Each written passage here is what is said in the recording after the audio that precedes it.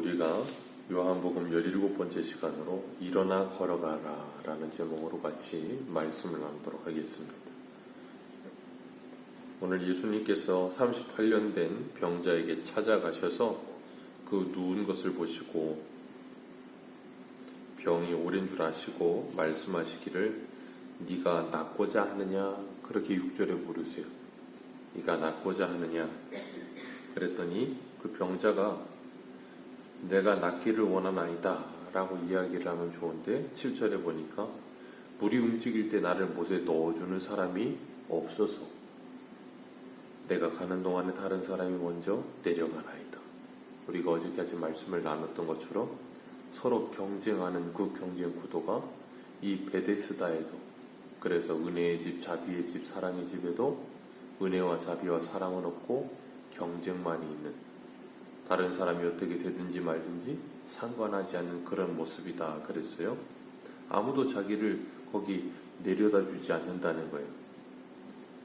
내가 낫고자 하느냐 하셨으면 내가 낫기를 원하나이다 그러면 되는데, 그러지 않고 이렇게 원망 섞인 그런 말을 하는 것처럼 들려지게 이야기를 합니다.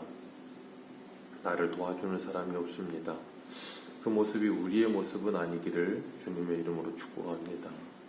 주변에 이렇게 병든 자, 맹인, 다리 저는 자, 혈기 마른 자들을 바라볼 때 우리들의 시선이 그들에게 머물고 있는가?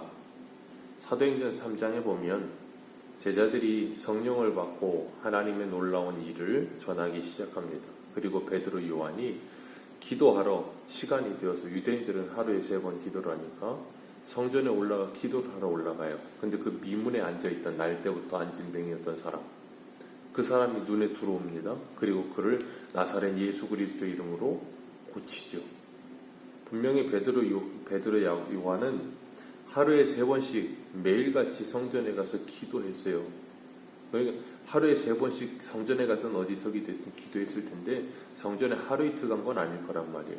그러면 그 성전 안에 미문 앞에서, 가장 아름다운 그 문 앞에서 구걸하는 그 사람을 한두 번 본 게 아닐 거라고요.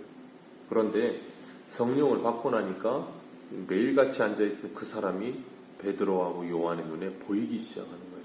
그리고 그를 긍휼히 여기는 마음, 불쌍히 여기는 마음을 가지고 그를 잡아 일으키며 예수 그리스도 이름으로 일어나 걸으라 하였을 때 그 발과 발목에 힘이 들어가고 그가 일어나서 뛰며 하나님을 찬송했다 그랬어요. 그런 것처럼 예수님께서도 이 사람에게 네가 일어나 내 자리를 들고 걸어가라 그렇게 명령하세요. 그랬더니 그 사람이 일어나는 겁니다. 그가 평생 묶여 있었던, 38년 동안 묶여 있었던 그 병에서부터, 그 병든 자리에서부터 그를 주님께서 뭐 하세요? 일으켜내시는 거예요. 그를 거기서 자유하게 하시고 그 묶였던 것을 풀어주셔서 그로 하여금 새 사람이 되고 새로운 삶을 살도록 하나님께서, 예수님께서 은혜를 베풀어 주신 겁니다. 예수님이 찾아오시자 이 사람의 인생이 뭐예요? 풀려져요. 자유를 얻어요. 그리고 그가 38년 동안이나 묶여있던 그 자리에서 일어나게 되어져요. 예수님께서 그걸 우리들에게 보여주고 계시는 거예요. 예수님이 찾아오시기만 하면 일생을 묶여있고 일생을 주저앉아있고 일생을 죄에 눌려 살며 그 자신의 그 벗어날 수 없는 그 굴레 속에 갇혀있던 그 사람이 거기서 벗어나서 자유를 얻으며 그가 진정한 평안과 안식을 누리게 된다는 걸 예수님께서 이런 그림들을 통해서 우리에게 보여주고 계시는 거예요. 하나님의 말씀에 능력이 있음을 보여주시고자 하는 게 바로 이 사람의 사건이에요. 예수님은 이 사람에게 아무것도 한 게 없어요. 네가 낫고자 하느냐? 그리고 뭐라 그러세요? 일어나서 내 자리를 들고 가라. 그 말씀 왜 하신 게 없잖아요. 베드로, 요한이 그 성전 미문에 앉아있던 사람을 고치는데 무슨 그 사람에게 뭔가 대단한 능력을 행한 거 없어요. 그냥 예수 그리스도의 이름으로 일어나 걸어라 말을 했을 뿐이에요.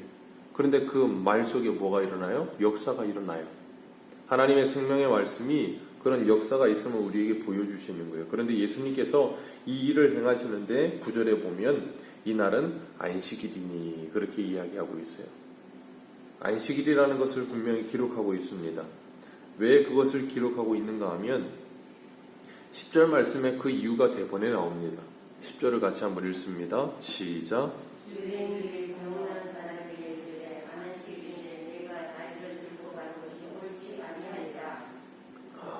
참 굉장히 충격적인 말이죠. 38년을 병들어서 누워있던 사람이에요. 38년 동안이나 병에 눌려있던 사람이 병을 나았어요. 자유함을 얻었습니다. 그런데 그 사람이 얼마나 기쁘게, 만약에 3년 반을 누워있다가 일어나도 아마 기뻐서 날뛸 겁니다. 38년이에요. 그럼 그 사람이 얼마나 기뻐서 뛰었겠어요? 얼마나 좋았겠습니까? 그런데 그렇게 좋아서 기뻐서 뛰며 즐거워하는 그 사람을 향해서 뭐라 그래요? 10절에 찬물을 끼얹어도 이런 찬물을 끼얹을 이런 불편러가 없어요. 네가 자리를 들고 가는 것이 옳지 않다. 왜요? 오늘 안식일인데 이게 뭐 하는 짓거리야? 쉬운 말로 말하면 그거예요. 그러면서 이들이 안식일을 지킨다고 말하고 있는 거예요.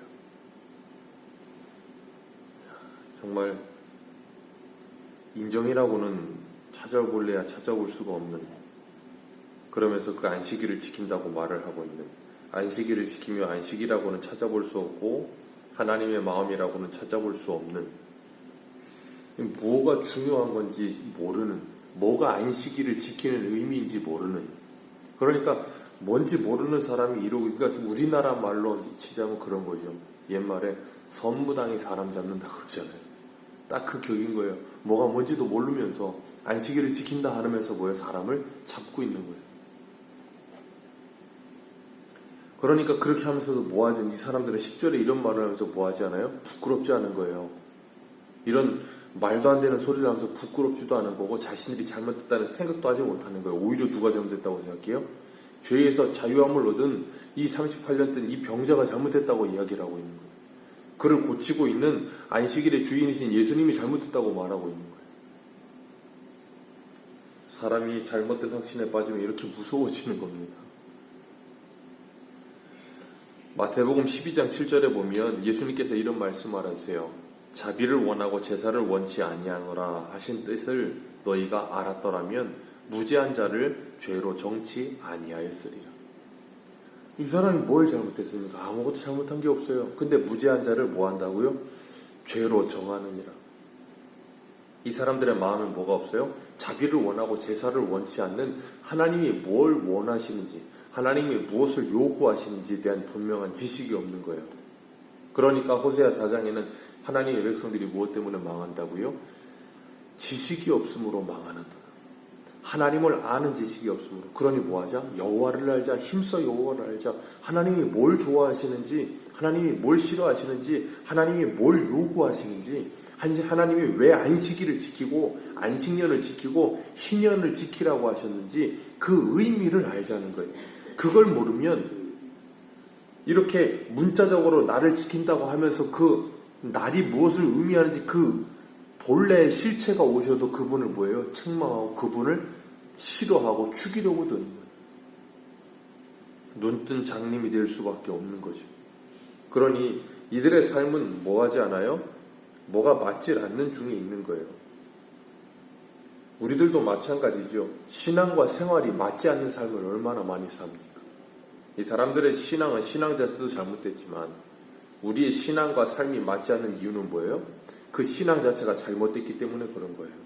우리는 내가 신앙하는 것과 내 생활이 맞지 않을 때 나는 신앙은 오르나 생활이 없다라고 생각해요. 그러나 분명히 사도 바울은 고린도전서 8장의 그 우상 제물 문제를 가지고 먹어도 된다고 말하는 사람들, 무엇인가 좀 안다고 모르는 사람들이 먹으면 안 된다고 하는 걸 먹어도 된다고 하면서 아무렇지도 않게 사는 그 사람들을 향해 뭐라 그랬어요?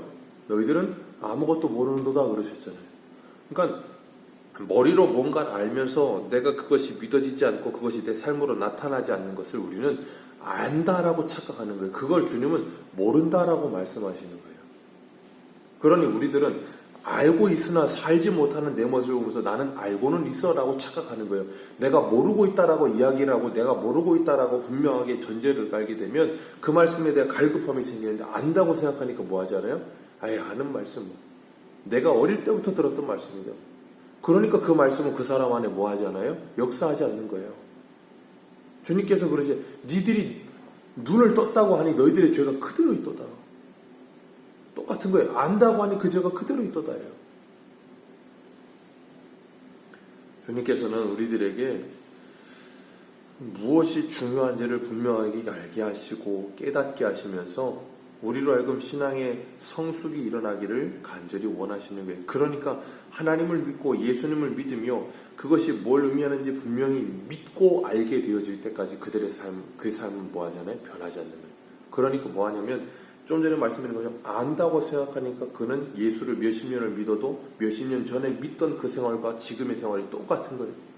변하지 않아요.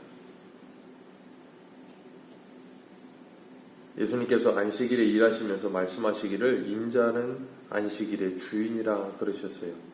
안식일을 위해 사람이 있는 게 아니고 사람을 위해 안식일이 있는 것인데 이들은 안식일을 위해 사람이 있는 줄 알아요.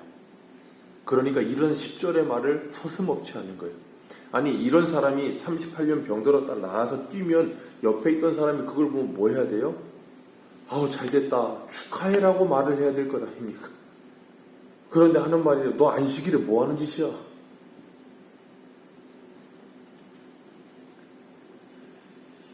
예수님이 찾아오시면 안식이 없던 인생에 안식이 찾아오는 거예요. 안식이 누려지고 자유가 누려지고 기쁨이 누려지는 거예요. 그것이 예수님이 요한복음에서 세 번째 표적에서 보여주신 의미예요. 표적의 의미. 그러니까 예수님을 만나면 우리들은 뭐가 찾아와요? 안식이 찾아오는 거예요. 이 사람처럼 자기가 묶여있던 자리에서 풀려나는 거예요. 그 죄에 묶여있던 거에서 풀려나는 거예요. 자신이 도저히 끊어지지 않는 것에서 끊어지는 거예요. 왜? 주님이 찾아오셨으니까.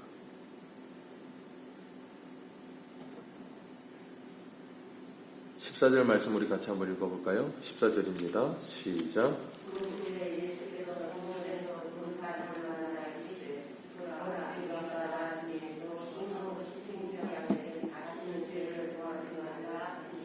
아멘. 내가 나았으니 더 심한 것이 생기지 않게 다시는 범죄하지 말라. 그 말은 무엇을 의미하는가 하면 7절 말씀에 이 사람이 예수님이 낫고자 하느냐 그랬더니 뭐라 그랬어요? 물이 움직일 때 나를 넣어줄 사람이 없으므로 내가 여기 있다. 나를 넣어줄 사람이 없으므로. 이 사람이 평생을 뭘 쳐다보고 있었어요? 베데스다 연못. 평생을 베데스다 연못만 쳐다보고 있던 그 사람에게 예수님이 뭐라 그러세요? 네가 다시는 죄를 범하지 말아라.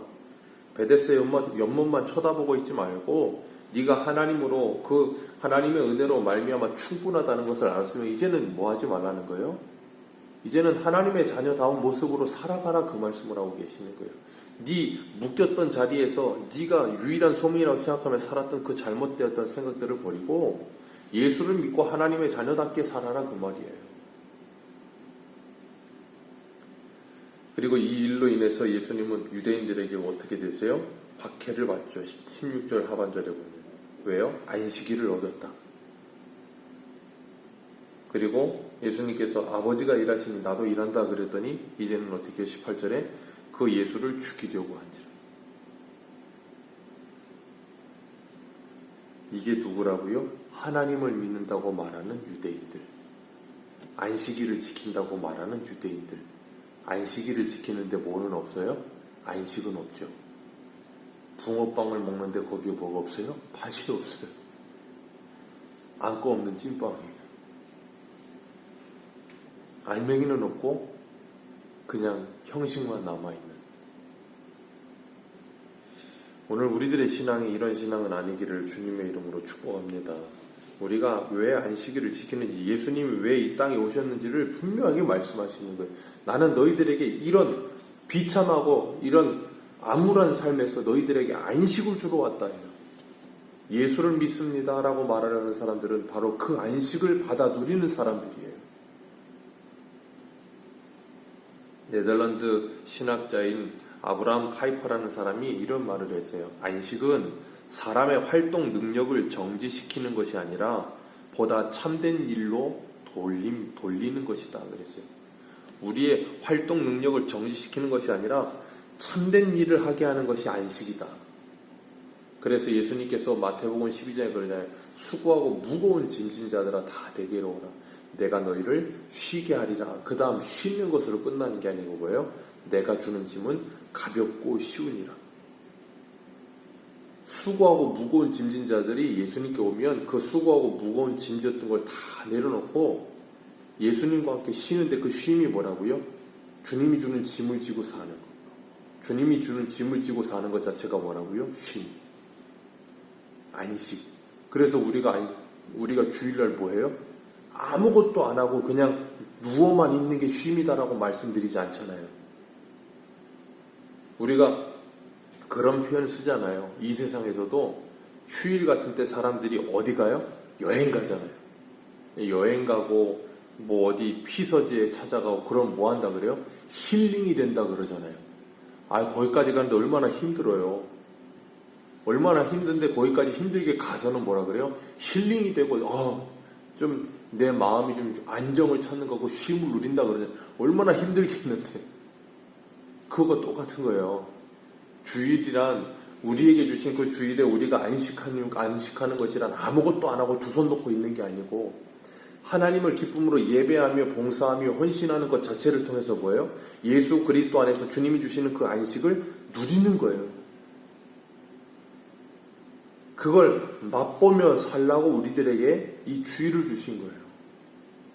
그런데 그 주일을 그렇게 지키면서도 내 안에 쉼과 안식이 없다면 우리는 그것부터 찾아야 되는 거예요. 하나님의 말씀의 은혜를 통해서. 그 예수님을 만나서. 그래서 우리가 무엇을 하든지 하나님의 영광을 위해 살아가며 이 세상에 안식이 없는 인생들에게 예수님을 전해주고 그들이 안식을 누리게 될 때 우리가 뭐 하게 되냐면 신랑 옆에 서 있는 그 신랑의 친구가 누리는 기쁨. 세례 요한이 그랬잖아요. 그 기쁨이 우리에게 누려질 때 뭐예요? 보람을 느끼는 거예요. 세상의 사람들도 뜻깊은 일을 할 때 자기가 봉사하거나 자기가 어떤 기부를 하거나 그러면서 뭐예요? 보람을 느끼잖아요. 그것처럼 우리가 이 세상에 예수를 모르고 살면서 일평생 죄의 노예가 되어 살고 이 세상에 그 무엇에 붙들려 살면서 그 죄의 굴레 속에서 벗어나지 못하고 있는 이들에게 예수를 전해줬을 때 그들이 그 예수를 믿게 되어 구원받아 거기서 풀려나게 됐을 때 뭐 하는 거예요? 우리가 기쁨을 누리는 거예요. 그게 뭐예요? 예수 안에서 안식을 누리는 삶을 사는 거예요. 그래서 우리는 예수 그리스도 안에서 그 은혜를 누리며 눈뜬 자가 되었으니 이제는 그 은혜와 기쁨을 나누어 주며 뭐 하는 거예요? 안식하는 삶을 사는 거예요. 그게 예수 그리스도 안에서 우리에게 주어진 안식이에요. 그리고 영원한 나라에서 주님을 영화롭게 하며 영원히 예배하는 삶을 사는 게 뭐예요? 안식이에요. 천국 가면 안식한다는 게 뭐예요? 아무것도 안 하고 그냥 있는 게 안식이 아니잖아요. 천국에서 하나님과 함께 살아가는 것이 안식이에요. 여기서 우리가 예수님과 함께 살아가는 것이 영생이요? 안식이에요. 어떻게 해요? 우리의 속사람이 변화되어 하나님과 함께 교제하며 하나님의 기쁨을 누리며 사는 거예요. 그 참된 안식을 누리며 우리가 하나님을 기쁨으로 이 예배뿐 아니라 오늘 하루의 삶이 예배가 되는 삶, 기도가 되는 삶, 찬송이 되는 삶 하시기를 주님의 이름으로 축복합니다. 기도하겠습니다.